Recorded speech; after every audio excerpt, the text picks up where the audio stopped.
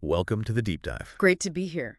Today we're plunging into a real prehistoric puzzle.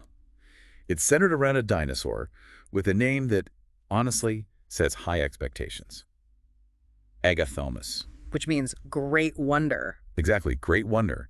And that name kind of hints at the fascinating, maybe slightly confusing story we're going to unpack. Definitely. We've looked at scientific classifications, historical descriptions, even some details about a really imaginative painting. Yeah, that painting is a story in itself. Right. So our goal, our mission today, is to figure out what Agathaumas actually was, why it's now labeled, dubious, and what this whole saga tells us about those really early days of digging up dinosaurs. It's a fantastic window into how science works, actually. You see the initial excitement, these big claims, and then, well, the evidence gets scrutinized more closely. Okay, so let's start at the beginning.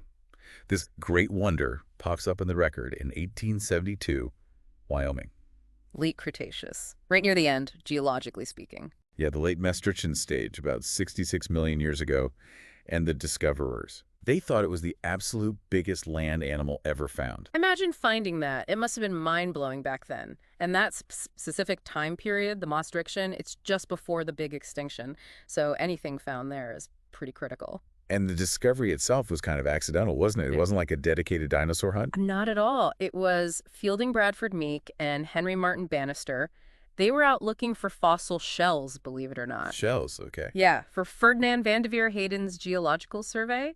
They were in the Lance Formation near Black Butte and Bitter Creek.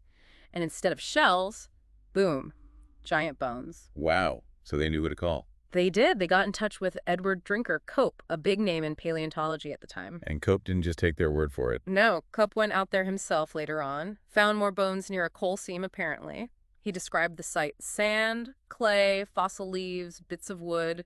It sounded like a pretty dense forest back then. Which fits the name he gave it. Exactly. Agathaumas sylvestris, he named it in 72. Sylvestris meaning forest dweller. And he was clearly impressed. Didn't he call it something like the wreck of a giant prince? The wreck of one of the princes among giants? Yeah, that was in his 1873 description.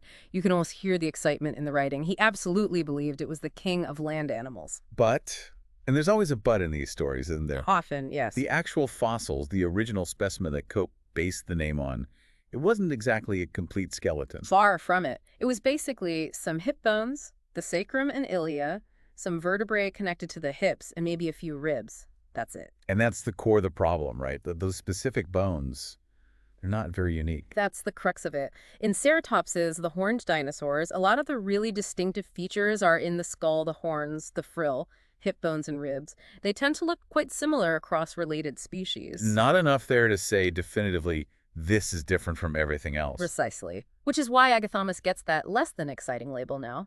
Nomen dubium. A dubious name. Okay, so the initial excitement was huge, but later scientists looked at those bones and said, hang on. Yeah, they said, based only on these pieces, we can't reliably distinguish it from, say, a Triceratops or maybe a Torosaurus found in the same area. So it's often listed as a synonym, maybe, Yeah. but provisionally. Exactly. Provisionally considered a synonym. Without a skull, you just can't make that definitive comparison. The skull is key for identifying ceratopsids. It's fascinating, though, how Cope himself initially wasn't even sure what kind of dinosaur it was. Well, remember, this was really early days. He noted some similarities to Cetiosaurus, which was a British sauropod, I think. Right. And he knew it wasn't like the duckbill's Hadrosaurus or that early Tyrannosaur Laelaps. Which is now Dryptosaurus, yeah. It just shows how they were piecing the puzzle together, trying to figure out the basic groups. And then Cope's rival, Othniel Marsh, weighed in. Ah, Marsh, yes. The bone wars were in full swing. In 1882, Marsh suggested Agathaumas was actually a hadrosaurid, a duckbill. He did, along with another Cope find, Keanodon. And what's really surprising is that Cope himself seemed to lean that way briefly in 1883. He grouped Agathaumas with Monoclonius and Dysganus, which he also thought might be hadrosaurs at the time. It seems so strange now thinking of this potentially horned giant as a duckbill. What was the thinking there? Just based on limited bones. Pretty much. Without the skull, you're relying on postcranial similarities, which can be misleading. Hip structures, vertebrae. Maybe there were some superficial resemblances that threw them off. They were working with fragments, remember? And the whole idea of Ceratopsia, the horned dinosaur group, wasn't even fully formed yet. No, Coop didn't really recognize Ceratopsia as a distinct group until 1889. It was Marsh's description of Triceratops fossils that helped Cope connect the dots between his own finds, like Monoclonius and Polyonyx. So Marsh actually named the family Ceratopsidae first. He did. But Cope, maybe being competitive or maybe genuinely thinking Marsh's Ceratops wasn't distinct enough, went and created his own family name, Agathaumidae. Based on his Agathaumas. Right, and he lumped other things in there too, like Manispondylus gigas and Chlorhynchus trihedris. It really shows the rivalry, doesn't it? Different Yeah. names, different families for potentially the same group of animals. Absolutely. It was a very personal, sometimes bitter scientific landscape. But Agathaumidae didn't stick around for long. No. By the early 20th century, paleontologists like Hatcher, Lull, and Wright took a hard look at all the species Cope had put in Agathaumidae, and they basically concluded they were all dubious, including Agathaumas itself. The evidence just wasn't strong enough. So Ceratopsidae became the standard family name. And Agathaumas was relegated to, what, dubious ceratopsid? Maybe just a triceratops. Yeah, essentially Triceratops species indeterminate, Triceratops sp. Because while the bones weren't unique, they were consistent with Triceratops. It's a classic case of science refining itself. Initial excitement meets later, more rigorous analysis. So just to recap the physical evidence, the holotype, the original specimen, ANSP 516-0. It's just those 16 vertebrae from the tail end, Yeah. the sacrum, the back, part of the pelvis, and a few ribs. That's the sum total of Agathaumas sylvestris. Not a lot to build a genus on, ultimately. And quite a few other species got temporarily assigned to Agathaumas over the years, right? Yeah. Before being moved elsewhere. Oh, yes. It became a bit of a dumping ground for a while, you could say. There was A. flabellatus. Which is now Triceratops horridus. Right, or at least synonymous with it. Mhm. Then A. milo, that ended up with a dubious hadrosaur, the species. You had A. monoclonius, another dubious name linked to monocorneus. A. mortuarius, which was an alternative name for Polyonyx mortuarius, also dubious, possibly just Triceratops horridus. Wow. And even A. porsus, which was just an unused name swap for Triceratops porsus. It really shows how tangled the classifications were early on. It definitely highlights how finding more complete fossils clarifies things immensely. But even though the bones themselves are iffy, the location where they were found, the stratigraphy, gives us a pretty good clue, I doesn't think it? it does. The Lance Formation, where Agathaumas comes from, is rich in Triceratopsini. That's the tribe that includes Triceratops itself.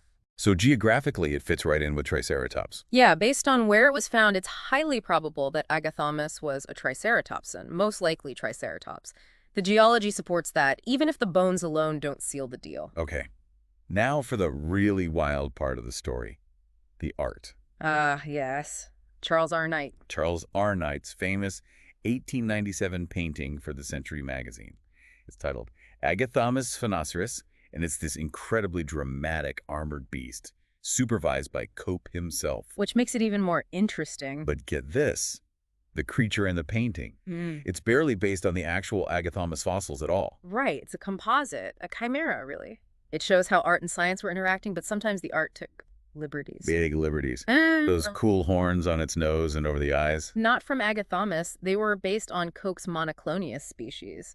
M. spinoceros, which might actually be a centrosaurus, Okay. and M. recurvicornis, maybe similar to Inosaurus, and those came from Montana, from the Judith River Formation. Different place, different time period, probably. So, horns from Montana. What about the rest of it? The skull shape, the body. That was based on Marsh's 1891 reconstruction of Triceratops porsus. Cope used his rival's work for the body plan. No way. Yep. And the armor?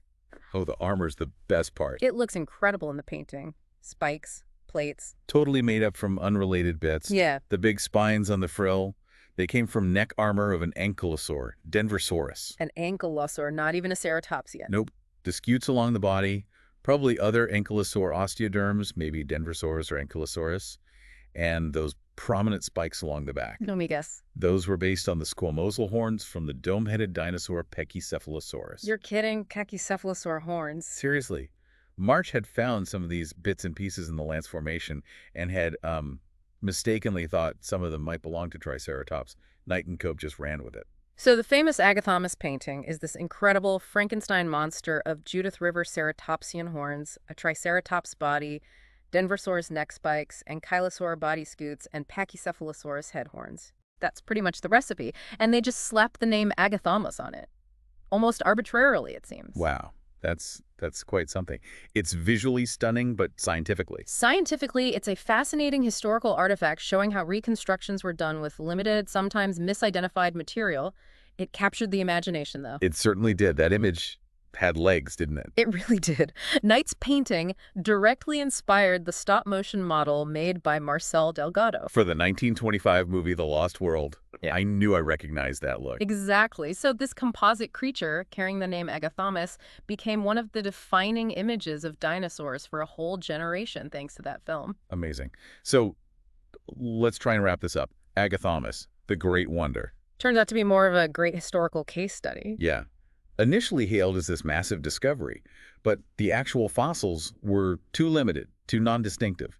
So now it's a nomen dubium. A dubious genus, most likely just representing Triceratops, based on where it was found and what the bones look like, even if they aren't unique. It really shows that scientific process in action.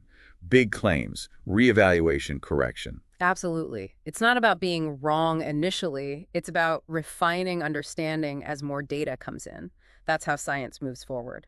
But Agathaumas still has a legacy. Historically important as the first ceratopsian found with more than just teeth, right? Definitely. And it symbolizes that early excitement, that Wild West phase of dinosaur hunting in America. Plus, its artistic afterlife gave it this unexpected cultural impact. Even if the art wasn't strictly accurate. Even then, it fueled the public's fascination, which is important too. So it makes you think, doesn't it? As our final thought for you listening, how much has our understanding changed since the 1870s? Immensely.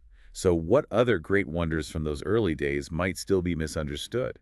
Or might change again with the next big discovery? What does the whole Agathaumas story teach us about how scientific knowledge itself is constantly being built, tested, and rebuilt? Something definitely worth pondering. Yeah. Join us next time for another deep dive.